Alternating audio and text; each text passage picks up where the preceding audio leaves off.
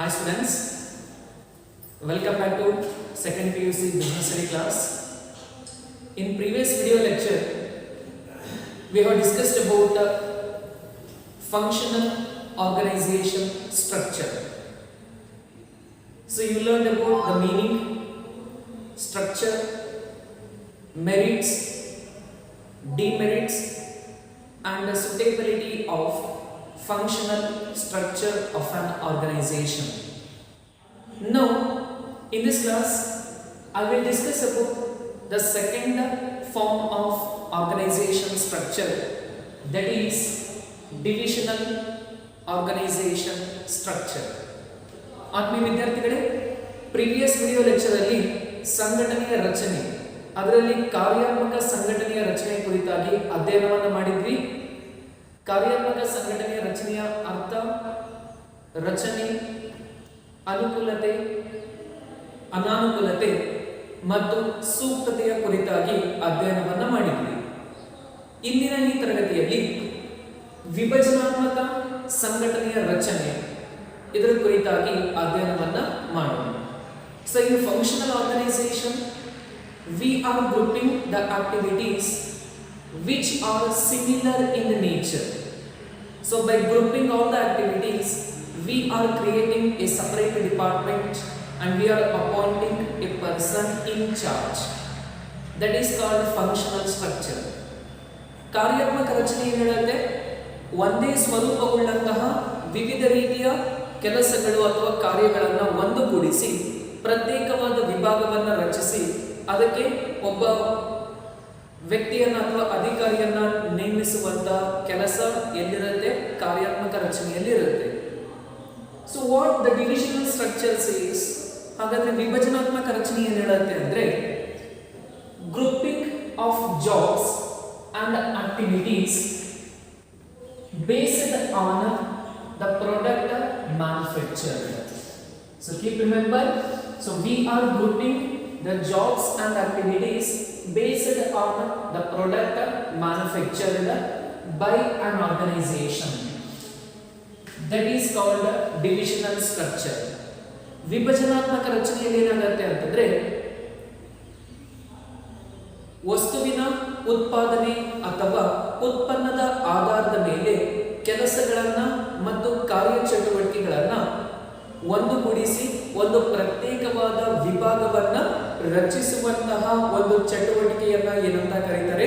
ಈ ಒಂದು ವಿಭಜನಾತ್ಮಕ ರಚನೆ ಅಂತೇಳಿ ಕರೆಯಲಾಗುತ್ತೆ. So the meaning clearly says grouping of jobs and activities based on product manufactured by an organization. ಅಂದ್ರೆ ವ್ಯವಹಾರ ಸಂಸ್ಥೆಯು ಉತ್ಪಾದಿಸುವ ಉತ್ಪನ್ನದ ಆಧಾರದ ಮೇಲೆ ವಸ್ತುಗಳನ್ನ ಅಥವಾ ಕೆಲಸಗಳನ್ನ ಮತ್ತು ಕಾರ್ಯಚಟುವಟಿಕೆಗಳನ್ನ ಪ್ರತ್ಯೇಕವಾಗಿ ವಿಭಜಿಸುವಂತದ್ದು ಅಥವಾ ಒಂದುಗೂಡಿಸುವಂತದ್ದನ್ನ ವಿಭಜನಾತ್ಮಕ ರಚನೆ ಅಂತೇಳಿ ಕರೆಯಲಾಗುತ್ತೆ. Let's see the structure of divisional organization. ಹಾಗಾದ್ರೆ ವಿಭಜನಾತ್ಮಕ ಸಂಘಟನೆಯ ರಚನೆ ಯಾವ ರೀತಿ ಇರುತ್ತೆ ಅನ್ನೋದನ್ನ ನೋಡೋದಾದ್ರೆ, so managing director, so below him, so we are making a separate division based on product manufacture. For example, the company manufacturing footwear means we are making a separate division of footwear, and the same company is manufacturing garments means we are making a separate division for garments. So like that, separate division for skincare and a separate division for cosmetics. So by making this division, so we are going to group the activities or different department under a separate department or division. Like below footwear division, human resource department, marketing department, finance department, purchase department. Similar to this, we are making a separate division and we are grouping the jobs and the activities. That is called the divisional organization structure. ವಿಭಜನಾತ್ಮಕ ಸಂಘಟನೆ ರಚನೆ ಯಾವ ರೀತಿ ಇರುತ್ತೆ ಅಂತಂದ್ರೆ ಕಾರ್ಯನಿರ್ವಾಹಕ ನಿರ್ದೇಶಕ top level ಅಲ್ಲಿ ಇರ್ತಾರೆ, ಸೊ ಅವ್ರ ಕೆಳಗಡೆ ಏನು ಅಂತಂದ್ರೆ ಪ್ರತ್ಯೇಕವಾದ ವಿಭಾಗವನ್ನ ರಚನೆ ಮಾಡ್ತೀವಿ. ಆಲ್ರೆಡಿ ಮೀನಿಂಗ್ ಹೇಳಿದ್ದು ವಸ್ತುವಿನ ಉತ್ಪನ್ನದ ಆಧಾರದ ಮೇಲೆ. ಫಾರ್ ಎಕ್ಸಾಂಪಲ್ XYZ ಕಂಪನಿ ಇದೆ. ಈ ಒಂದು ಕಂಪನಿ ಫುಟ್ವೇರ್ ಅನ್ನು ಮ್ಯಾನುಫ್ಯಾಕ್ಚರ್ ಮಾಡ್ತಾ ಇದೆ, ಅಂದ್ರೆ ಸಿದ್ಧ ಉಡುಪುಗಳನ್ನು ಕೂಡ ಮ್ಯಾನುಫ್ಯಾಕ್ಚರ್ ಮಾಡ್ತಾ ಇದೆ. ಸ್ಕಿನ್ ಕೇರ್, ಕಾಸ್ಮೆಟಿಕ್ ಎಲ್ಲ ಡಿವಿಷನ್ಸ್ ಎಲ್ಲ ರೀತಿ ವಸ್ತುಗಳನ್ನ ಉತ್ಪಾದನೆ ಮಾಡ್ತಾ ಇದೆ ಅಂತಂದ್ರೆ ವಸ್ತುವಿನ ಉತ್ಪನ್ನದ ಆಧಾರದ ಮೇಲೆ ನಾವೇನ್ ಮಾಡ್ತೀವಿ, ಈ ಒಂದು ಕಾರ್ಯ ಚಟುವಟಿಕೆಗಳನ್ನ ಒಂದುಗೂಡಿಸಲಾಗುತ್ತೆ. ಫಾರ್ ಎಕ್ಸಾಂಪಲ್ ಫುಟ್ವೇರ್ ಅಂದ್ರೆ ಪಾದರಕ್ಷೆಗಳನ್ನ ಉತ್ಪಾದನೆ ಮಾಡ್ತಾ ಇದ್ರೆ ಅದಕ್ಕೊಂದು ಸಪರೇಟ್ ವಿಭಾಗ ಮಾಡಿ ಅದರ ಕೆಳಗಡೆ ಮಾನವ ಸಂಪನ್ಮೂಲ ವಿಭಾಗ, ಮಾರಾಟ ಪ್ರಕ್ರಿಯೆ ವಿಭಾಗ, ಹಣಕಾಸು ವಿಭಾಗ, ಖರೀದಿ ವಿಭಾಗ ಅಂತ ಮಾಡೋದು. ಅದ್ರ ಜೊತೆ ಅದೇ ಸೇಮ್ ಕಂಪನಿ ಸಿದ್ಧ ಉಡುಪುಗಳನ್ನು ಉತ್ಪಾದನೆ ಮಾಡ್ತಾ ಇದ್ರೆ ಅದಕ್ಕೂ ಕೂಡ ನಾವೇನ್ ಮಾಡ್ತೀವಿ, ಒಂದು ವಿಭಾಗವನ್ನ ರಚನೆ ಮಾಡಿ ಅಲ್ಲಿ ಕೂಡ ಮಾನವ ಸಂಪನ್ಮೂಲ ವಿಭಾಗ, ಮಾರಾಟ ಪ್ರಕ್ರಿಯೆ ವಿಭಾಗ, ಹಣಕಾಸು ವಿಭಾಗ ಮತ್ತು ಖರೀದಿ ವಿಭಾಗ ಅಂತೇಳಿ ನಾವೇನ್ ಮಾಡ್ತೀವಿ, ಡಿವಿಷನ್ ಮಾಡ್ತೀವಿ. ಇದನ್ನ ನಾವೇನಂತ ಕರಿತೀವಿ, ವಿಭಜನಾತ್ಮಕ ಸಂಘಟನೆಯ ರಚನೆ ಅಂತೇಳಿ ಕರೆಯಲಾಗುತ್ತೆ. Let us discuss what are the advantages or merits of divisional structure. ವಿಭಜನಾತ್ಮಕ ರಚನೆಯಿಂದ ದೊರೆತಕ್ಕಂಥ ಪ್ರಯೋಜನಗಳು ಅಥವಾ ಅನುಕೂಲತೆಗಳು ಕುರಿತಾಗಿ ಅಧ್ಯಯನವನ್ನು ಮಾಡೋಣ. So there are mainly 4 benefits that an organization is going to get by adopting divisional structure of an organization. ವಿಭಜನಾತ್ಮಕ ಸಂಘಟನೆಯ ರಚನೆಯನ್ನ ಅಳವಡಿಕೆ ಮಾಡಿಕೊಳ್ಳೋದ್ರಿಂದ ವ್ಯವಹಾರ ಸಂಸ್ಥೆಗೆ ಪ್ರಮುಖವಾಗಿ 4 ರೀತಿಯ ಅನುಕೂಲತೆಗಳು ದೊರೆಯುತ್ತವೆ. ಸೊ ಯಾವುವು ಅಂತಂದ್ರೆ, first product specialization. So here we are grouping the activities based on the product manufactured by an organization. ಅಂದ್ರೆ ವ್ಯವಹಾರ ಸಂಸ್ಥೆಯು ಉತ್ಪಾದಿಸುವ ವಸ್ತುವಿನ ಆಧಾರದ ಮೇಲೆ ಏನ್ ಮಾಡ್ತಾ ಇದ್ದೀವಿ, ಚಟುವಟಿಕೆಗಳನ್ನ ಒಂದುಗೂಡಿಸ್ತಾ ಇದ್ದೀವಿ ಅಂತಂದ್ರೆ ಅಲ್ಲಿ ವಸ್ತುವಿನಲ್ಲಿ ವೈಶಿಷ್ಟ್ಯತೆಯನ್ನ ಕಾಣಬಹುದಾಗಿದೆ. So therefore product specialization helps in the development of varied skills of divisional manager.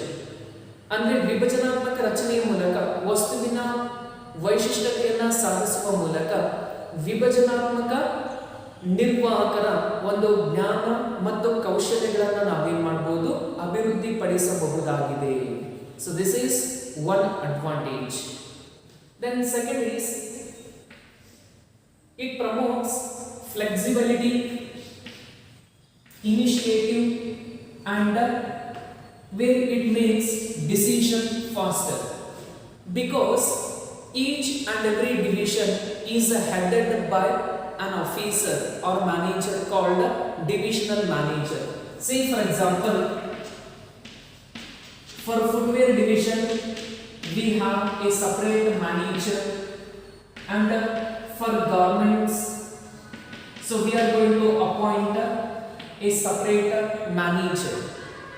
So where they are provided with a certain authority and responsibility.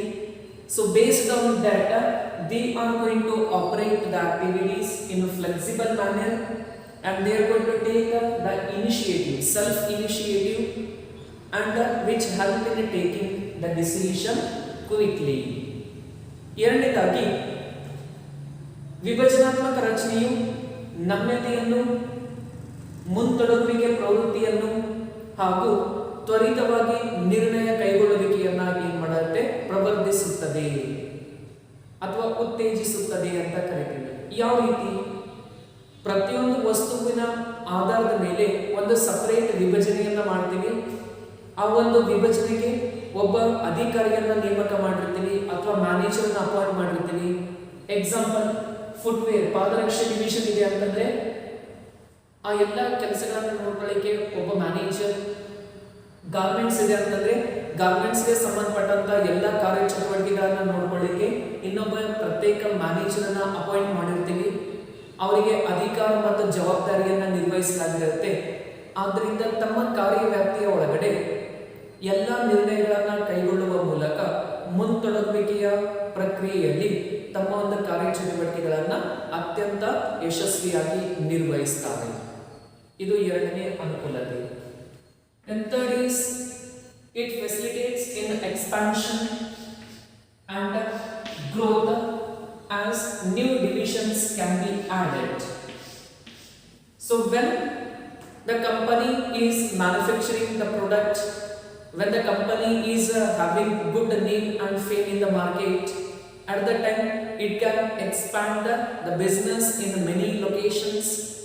The business can be get growth year by year, and also the company can also diversify the business activity by adding new divisions to the existing divisions. Say for example, when the company having good name and the product manufactured under footwear, garments, they are selling much betterly. So when they have good demand, at that time they are starting with manufacturing of skincare product or cosmetics product. So like that we can expand our business organization. ಅಂದ್ರೆ ವ್ಯವಹಾರ ಸಂಸ್ಥೆಯು ಏನ್ ಮಾಡಬಹುದು ಅಂತಂದ್ರೆ ಸಂಸ್ಥೆಯನ್ನ ವಿಸ್ತರಣೆ ಮಾಡಬಹುದು, ಸಂಸ್ಥೆಯನ್ನ ಅಭಿವೃದ್ಧಿಪಡಿಸಬಹುದು. ಯಾವ ರೀತಿ ಅಂತಂದ್ರೆ ಇನ್ನೂ ಹೆಚ್ಚಿನ ವಿಭಾಗಗಳನ್ನ ಆಡ್ ಮಾಡೋದ್ರ ಮೂಲಕ ವ್ಯವಹಾರ ಸಂಸ್ಥೆ ಅಭಿವೃದ್ಧಿಯನ್ನ ಸಾಧಿಸಬಹುದು. ಅಂದ್ರೆ ಯಾವಾಗ ವ್ಯವಹಾರ ಸಂಸ್ಥೆಯ ವಸ್ತುಗಳ ಬೇಡಿಕೆ ಜಾಸ್ತಿ ಇದೆ, ಕಂಪನಿಗೆ ಕಸ್ಟಮರ್ಸ್ ಜಾಸ್ತಿ ಆಗ್ತಾ ಇದ್ದಾರೆ ಅಂತಂದಾಗ ಒಂದೇ ವಸ್ತುವನ್ನ ಉತ್ಪಾದನೆ ಮಾಡೋದಲ್ಲದೆ ಅದ್ರ ಜೊತೆಗೆ ಮತ್ತೊಂದು ರೀತಿಯ ವಸ್ತುಗಳನ್ನು ಕೂಡ ಉತ್ಪಾದನೆ ಮಾಡಿದ್ರೆ ನಮ್ಮ ಒಂದು ವಸ್ತುಗಳು ಮಾರುಕಟ್ಟೆಯಲ್ಲಿ ಮಾರಾಟ ಆಗ್ತವೆ. ಸೊ ಅದೆಲ್ಲ ಏನಾಗುತ್ತೆ ಅಂತಂದ್ರೆ ನಮ್ಮೊಂದು ಕಂಪನಿಯ ಬೆಳವಣಿಗೆಗೆ ಸಹಕಾರಿ ಆಗುತ್ತೆ.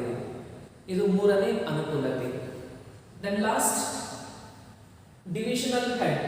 So in short form I wrote D/H means divisional head is accountable for profit and responsible for timely completion of work. Already I told you that each and every division is headed by a separate in charge manager. So they have provided with a certain authority and area of work. So based on that they are answerable for the profit of that division and they are responsible to complete a given job on time. So that is all responsibility of divisional manager. ಕೊನೆಯದಾಗಿ ಇಲ್ಲಿ ಪ್ರತ್ಯೇಕ ವಿಭಾಗದ ಅಧಿಕಾರಿಗಳು ಆ ಒಂದು ವಿಭಾಗದ ಲಾಭಗಳಿಗೆ ಉತ್ತರದಾಯಿಗಳಾಗಿರ್ತಾರೆ. ಅದರ ಜೊತೆಗೆ ತಮ್ಮ ಒಂದು ಕೆಲಸವನ್ನ ಅಥವಾ ತಮ್ಮ ವಿಭಾಗದ ಕೆಲಸವನ್ನ ನಿರ್ದಿಷ್ಟ ಅವಧಿಯಲ್ಲಿ ಪರಿಪೂರ್ಣಗೊಳಿಸುವುದಕ್ಕೆ ಜವಾಬ್ದಾರರಾಗಿರ್ತಾರೆ. ಆಲ್ರೆಡಿ ಹೇಳಿದ್ರಿ, ಪ್ರತಿಯೊಂದು ವಸ್ತುವಿನ ವಿಭಾಗಕ್ಕೆ ಒಬ್ಬ ಮ್ಯಾನೇಜರ್ ಇರ್ತಾರೆ. ಆ ಮ್ಯಾನೇಜರ್ಗೆ ಎಲ್ಲ ಅಧಿಕಾರ ಮತ್ತು ಕೆಲವು ಸ್ವತಂತ್ರವನ್ನು ನೀಡಿರ್ತೀವಿ. ಅವುಗಳನ್ನ ಸರಿಯಾಗಿ ಉಪಯೋಗಿಸಿ ತನ್ನ ಒಂದು ವಿಭಾಗದ ಲಾಭ ಮತ್ತು ಸಮಯಕ್ಕೆ ಸರಿಯಾಗಿ ಕೆಲಸವನ್ನು ಕಂಪ್ಲೀಟ್ ಮಾಡತಕ್ಕಂಥ ಸಂಪೂರ್ಣ ಜವಾಬ್ದಾರಿ ಆ ಒಬ್ಬ ವಿಭಾಗದ ಅಧಿಕಾರಿಯ ಕೆಲಸ ಆಗಿರುತ್ತೆ. These four about the merits of divisional structure. ಈ ನಾಲ್ಕು ರೀತಿಯ ಪ್ರಯೋಜನಗಳನ್ನ ಅಥವಾ ಅನುಕೂಲತೆಗಳನ್ನ ಪಡೆಯಬಹುದಾಗಿದೆ. Let us discuss what are the demerits or limitations, or even though it is also called as problems which are associated with the divisional structure of an organization. ಈಗ ತಾನೇ ವಿಭಜನಾತ್ಮಕ ರಚನೆಯಿಂದ ನಮಗೇನು ಲಾಭಗಳು ದೊರೀತಾವೆ ಅನ್ನೋದನ್ನ ತಿಳ್ಕೊಂಡ್ವಿ. ವಿಭಜನಾತ್ಮಕ ರಚನೆಯ ಮಿತಿಗಳು ಅಥವಾ ಇದರಲ್ಲಿ ಏನು ಸಮಸ್ಯೆಗಳು ಇರ್ತವೆ ಅನ್ನೋದ್ರ ಕುರಿತಾಗಿ ನೋಡೋಣ. So the first is conflict may arise among different divisions with reference to allocation of funds. ಮೊದಲನೇ ಅನಾನುಕೂಲತೆ ಏನು ಅಂತಂದ್ರೆ ಈ ಒಂದು ಹಣಕಾಸಿನ ಹಂಚಿಕೆಯಲ್ಲಿ ಅಥವಾ ಈ ಒಂದು ಬಂಡವಾಳದ ಹಂಚಿಕೆಯಲ್ಲಿ ಏನಾಗುತ್ತೆ, ಗೊಂದಲಗಳು ಉಂಟಾಗುವ ಸಾಧ್ಯತೆ ಇರುತ್ತೆ. So sometimes footwear division may get more amount of finance to operate its activities. Sometimes garments division may get less amount of finance to operate its activities. At that time, it creates the conflict between these two kinds of divisional heads. So that is one of the major drawback of divisional structure. ಅಂದ್ರೆ ಹಣಕಾಸಿನ ಹಂಚಿಕೆಯಲ್ಲಿ, ಸಂಪನ್ಮೂಲಗಳ ಹಂಚಿಕೆಯಲ್ಲಿ ವ್ಯತ್ಯಾಸಗಳು ಉಂಟಾಗುವ ಸಾಧ್ಯತೆ ಇರುತ್ತೆ. ಅದರ ಮೂಲಕ ವಿಭಜನಾತ್ಮಕ ರಚನೆಯಲ್ಲಿ ಗೊಂದಲಗಳು ಉಂಟಾಗುವ ಸಾಧ್ಯತೆ ಇರುತ್ತೆ. ಉದಾಹರಣೆಗೆ, ಪಾದರಕ್ಷೆಯನ್ನು ಉತ್ಪಾದನೆ ಮಾಡತಕ್ಕಂಥ ವಿಭಾಗದಲ್ಲಿ ಹೆಚ್ಚಿನ ಹಣಕಾಸನ್ನು ನೀಡುತ್ತಾರೆ. ಸಿದ್ಧ ವಸ್ತುಗಳನ್ನು ಉತ್ಪಾದನೆ ಮಾಡುವಂತಹ ವಿಭಾಗದಲ್ಲಿ ಕಡಿಮೆ ಹಣಕಾಸನ್ನು ನೀಡುತ್ತಾರೆ. ಇಂಥ ಸಂದರ್ಭದಲ್ಲಿ ಏನಾಗುತ್ತೆ, ಈ ಎರಡು ವಿಭಾಗಗಳ ನಡುವೆ ಜಗಳಗಳು ಅಥವಾ ವೈಮನಸ್ಸು ಉಂಟಾಗುವ ಸಾಧ್ಯತೆ ಇರುತ್ತೆ. So this is one. Then second is, it may lead to increase in cost since duplication of work or activities across the product. So when you look into the structure of a divisional structure, each and every division have the same department: HR department, marketing department, finance department, purchase department. So where all the same department is to be working under different divisions, means that shows all the activities are doing repeatedly. So that is going to lead increased cost. Means in footwear division we are appointing 4 manager, like purchase manager, marketing manager, so on. Like in foot garment division also we are going to appoint a HR manager, marketing manager, finance manager, purchase manager. So we are paying all the amount, means it leads to overburden of cost. ಎರಡನೇದಾಗಿ, ಹೆಚ್ಚಿನ ವೆಚ್ಚವನ್ನು ಒಳಗೊಳ್ಳುವ ಕಾರ್ಯವಾಗಿದೆ.